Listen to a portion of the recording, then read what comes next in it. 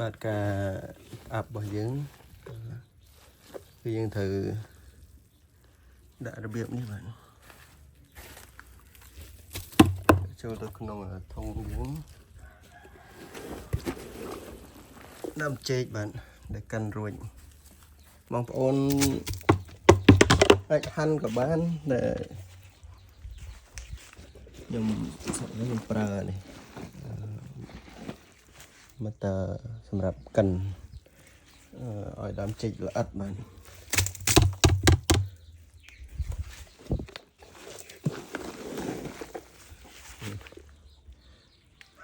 ការ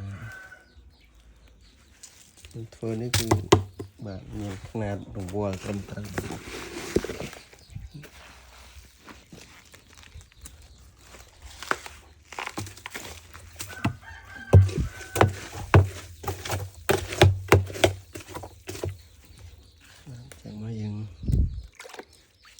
ទឹកស្ករលាយអំបិលយើងហ្នឹង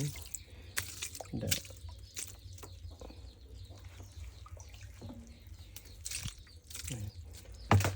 ចាស្ទាត់លបាយវាស្មើគ្នាទៅវាកាច់ល្អបាទ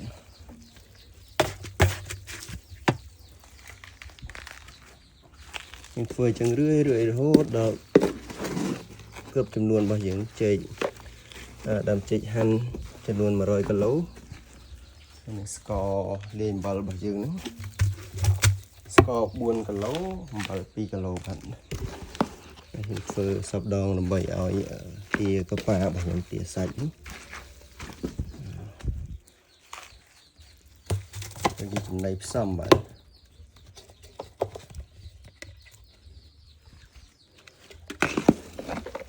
ការចិញ្ចឹមរបស់យើងអាចហ្នឹងហើយមានអីដែលអាចឲ្យវាធ្វើជាចំណីរបស់សត្វបានជុំវិញផ្ទះហ្នឹងមានដើមចេកមានបន្លែមានស្មៅសត្វតែរបស់ដែលយើងអត់ចាំបាច់ទៅទិញតែរបស់ដែលចាំបាច់មានដូចជាកតួ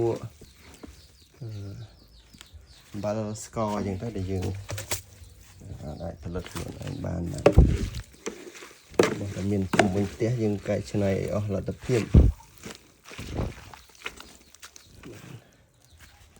ធ្វើអញ្ចឹងរឿយ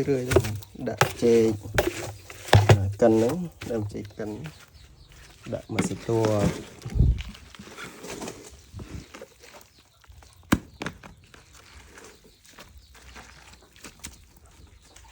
ដាក់វាសប់មកស្ទួទៅម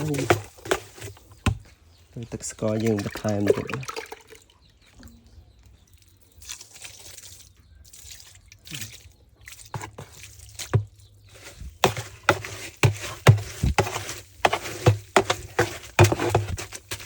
លបាយរបស់វាសប់ល្អកាច់ទៅរសជាតិវាស្មើគ្នាបាទវិធីធ្វើខ្ញុំមានតែប៉ុណ្ណេះបាទ